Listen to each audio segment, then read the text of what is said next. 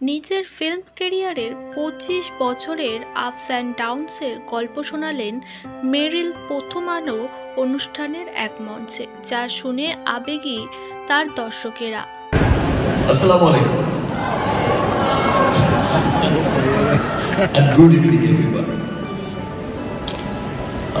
আনিস ভাই মনে করিয়ে দিল যে অনেক বছর হয়ে গেছে, 25 বছর হয়ে গেছে।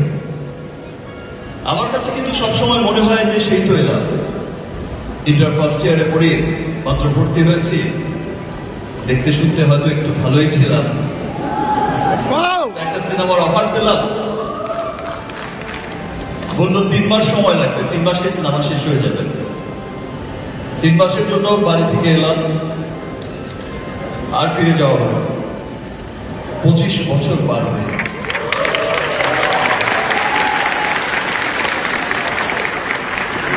এবং এই 25 বছরে এত ভাঙা গড়া দেখেছি চলচ্চিত্রে, এত রং দেখেছি জীবনে, এত রং দেখেছি রঙিন জগতে। কখনো অনেক উচ্ছ্বসিত হয়েছি, এটাই হচ্ছে ফিল্ম। কখনো অবাক হয়েছে, কখনো দুঃখিত হয়েছে, অনেক সময় খুব আনন্দিত হয়েছি, রোমাঞ্চিত হয়েছি, আবার অনেক সময় অনেক কষ্টের সাগরে ভেসেছে। এই চলচ্চিত্র সত্যি অনেক রং দেখিয়েছে। এক সময় যখন খুব হতাশ হয়ে যেতাম, ভাবতাম যে সত্যি হয়তো বা আমাকে দিয়ে আর কিছুই হবে। আপনাদের হয়তো কারো কারো মনে থাকতে পারে, কিছুদিন আগে হয়তো বা সাম ডিজাস্টারের কারণে আমেরিকা থেকে যখন এসেছি, নিজের আপন মানুষকেই বলতে শুনেছি, তোমার দিন শেষ, আগে ইউর ডে হর্স। নিজের চেনা মুখগুলোকে পাল্টে যেতে দেখেছি, অবাক হয়েছি, দুঃখিত হয়েছি, ভেবেছি হয়তো এখানেই শেষ, ইতি টানতে হবে। আবার ভেবেছি যাওয়ার আগে লাস্ট একটা ট্রাই তো করে যায়, এতগুলো বছর মানুষগুলো আমাকে ভালোবাসলো, একটা ট্রাই করেছে, না হলে চলে যাবে, ছেড়ে দেবো চলচ্চিত্র। যা শূন্য হাতে এসেছিলাম, যা পেয়েছি তা অনেক। সত্যি বলতে, আমি যখন প্রিয়তমা দিয়ে আমার সেকেন্ড ইনিংস যেটা বলে সবাই শুরু হয়েছে, আমি যখন প্রিয়তমা রিলিজ হয়েছে তখন দেখেছি যে এত মানুষের ভালোবাসা। এই প্রথম আমার কোন চলচ্চিত্র দেশের গণ্ডি পেরিয়ে বিদেশের মাটিতে এত সাকসেসফুল হচ্ছে। দেশের প্রত্যেকটা মানুষ সিনেমা দেখতে আসছে, উচ্ছ্বসিত ভালোবাসার সাগরে ভাসাচ্ছে। আফটার প্রিয়তমা রাজকুমার এসেছে, তারপর তুফান এসেছে, তো সবার মনে তুফান ধরিয়ে দিয়েছে, ভালোবাসার তুফানে সবাইকে ভাসিয়েছে। আফটার তুফান না, আমার সেই মানুষগুলোর দিকে তাকিয়ে নীরবে বলেছে, দিন শুরু হয়নি, আমার দিন শেষ হয়নি। যারা বলেছে যে তোমার দিন শেষ, তাদের মুখের দিকে তাকিয়ে তাকিয়ে নীরবে উত্তরটা দিয়েছে, দিন শেষ হয়নি, দিন তো মাত্র শুরু।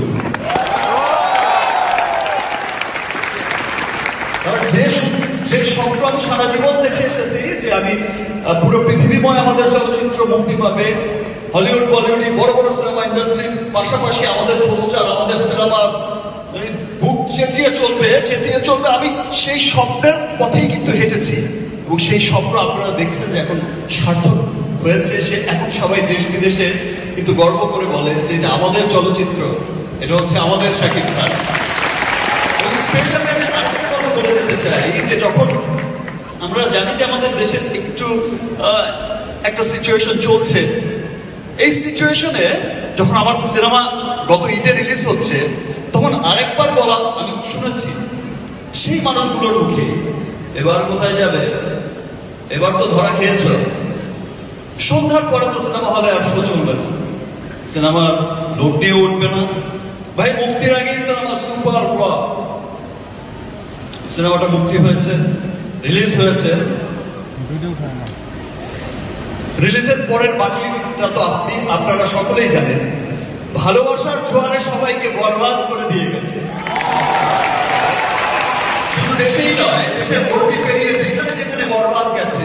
আমি আমার ক্যারিয়ারে প্রথম শুনেছি যে রাত 12টা থেকে রাত 3টা পর্যন্ত মিড নাইট শো বাংলাদেশে চলছে। সেটি একটি সিনেমা হলে নয়, একটি দুটি নয়, সেটি 15টি 20টি সিনেমা হলে শুনছি। আমার প্রযোজক শাহরিন, আমার পরিচালক মেহেদি হাসান হৃদয় যখন আমাকে স্ক্রিনশট পাঠাচ্ছে, ভাইয়া দেখেন মিড নাইট শো চলছে 15টা 20টা হলে, রাত 12টা 3টা শো, পারলে তো 3টা 5টা শো দেয়। আমার কাছে মনে হয়েছে ইয়েস, আমাকে এখন কাজ করতে হবে। এর মধ্যেও যখন মানুষ চলচ্চিত্রকে ভালোবাসা দিচ্ছে, এবং আমার কাছে আরেকটা সার্থকতা লেগেছে, আমার পাশে যিনি দাঁড়িয়ে আছেন আপনারা সকলেই জানেন, জনাব অঞ্জন চৌধুরী। হঠাৎ একটা ছবি আমার কাছে পাঠালো একজন, পাঠিয়ে বললো যে দেখেন সিনেমা কি লেভেলে গিয়েছে। Thank you sir. সেই ছবিটা আমি দেখে আমার মনে হয়েছে যে অঞ্জন চৌধুরী তার সপরিবারে আমার সিনেমা দেখতে গেছে এবং সেই উচ্ছ্বাস প্রকাশ করছে। সত্যি সত্যি সিনেমা ইন্ডাস্ট্রি হিট হয়েছে, সত্যি সত্যি ভালোবাসার জোয়ারে সবাইকে বরবাদ করেছে। আর দেশ যেমনই হোক, এর মধ্য দিয়েই আমরা এগিয়ে যাচ্ছি, আমরা এগিয়ে যাবো ইনশাআল্লাহ। আরো খুব ভালো লেগেছে, আপনারা দেখেছেন কিছুদিন আগে, একটু আগেই দেখালো যে তাণ্ডব চালাচ্ছে। তাণ্ডবের প্রডিউসার শাকিব ভাই বসা, রাফি তো হাসছে, ভাই তুফান তো করেছি, এবার তো তাণ্ডব করে ছাড়বো। সত্যি সত্যি তাণ্ডব হয়ে গেছে। যার এন্ট্রাল নিচ্ছে ঠকালেন কিন্তু ভাই। Thank you everyone. আমরা সবকিছুর মধ্যে এগিয়ে যাচ্ছি, এগিয়ে যাব ইনশাআল্লাহ। বাংলাদেশের অ্যাম্বাসেডর হয়ে, বাংলাদেশের প্রতিনিধি হয়ে আমরা পুরো পৃথিবীতে আমাদের কৃষ্টি কালচারকে তুলে ধরবো। Thank you, thank you. অনেক ধন্যবাদ অঞ্জন চৌধুরী আপনাকে, মতিন রহমান আপনাকে এবং শাকিব খানকে। শাকিব খানের চোখে কিন্তু আমি অশ্রু দেখেছি, রবীন্দ্রনাথ লিখেছেন সুখ হাসি আরো হবে উজ্জ্বল, সুন্দর হবে নয়নের জল। আমরা যদি শিল্প সংস্কৃতির চর্চা করি, আমাদের চোখের জল সুন্দর হয়ে উঠবে। সবাই ভালো থাকবেন।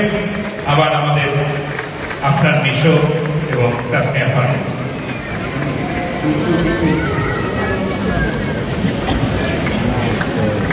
Thank you so much for gracing with your brilliant presence, Shakib Khan.